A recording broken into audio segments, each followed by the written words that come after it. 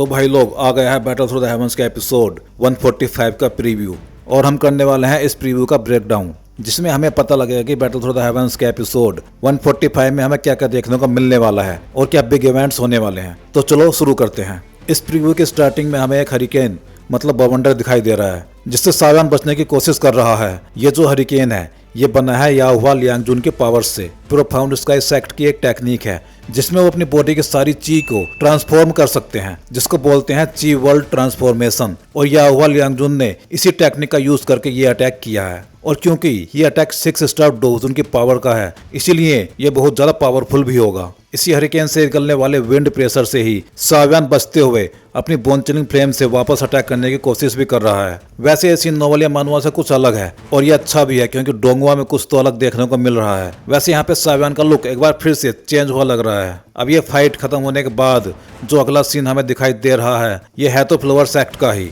जिसमें सावियान break throw करता दिखाई दे रहा है। एक्चुअली यहाँ पे सावियान ने बोन चिलिंग फ्लेम को रिफाइन कर लिया है और उसको रिफाइन करने के बाद वो 4 स्टार डोजन बन गया है और उसके ब्रेक थ्रो करते ही जो रिपेल्स फ्लावर सेक्ट के एटमॉस्फेयर में फैले हैं उनको यून यून ने भी सेंस कर लिया है और यही हमें यून यून भी दिखाई जाती है इतने दिनों के बाद फाइनली। तो भाई यून यून के फैंस अच्छे से देख लो। वैसे यहाँ पे सावियान यून यून की हेल्प भी करता है उसकी बॉडी में सील ग्रैनी हुआ की पावर्स की सील में एक दरार लाने के लिए जिससे कि यून यून उन पावर्स को तेजी से रिफाइन कर सके। और ऐसा ही कुछ सावियान हमें यहाँ बोलता हुआ दिखाई दे भी रहा है कि अब मेरे पास चारों फ्लेम्स का फुल कंट्रोल है तो मैं तुम्हारी इन पावर्स की सील में एक दरार तो डाल ही सकता हूँ। अब भाई ये प्रीव्यू मुझे बहुत ज्यादा फास्ट चलता हुआ दिखाई दे रहा है क्योंकि अगला ही सीन हमें एंसेंट वर्ल्ड ड्रैगन आइलैंड का दिखाया गया है जहां चिंगलिन, हेचिंग, सावियान और एंसेंट वर्ल्ड ड्रैगन क्लैन के थर्ड एल्डर जूली दिखाई दे रहे हैं। जूली बैंसेंग लेवल के कल्टीवेटर हैं लेकिन भाई या तो ये एपिसोड ज्यादा बड़ा होने वाला है या फिर इन लोगों ने एक पूरी फाइट को हटा दिया है जो फ्लावर सेक्ट से बाहर आने पर होनी थी, सावियान, प्रोफाउंड स्काई सेक्ट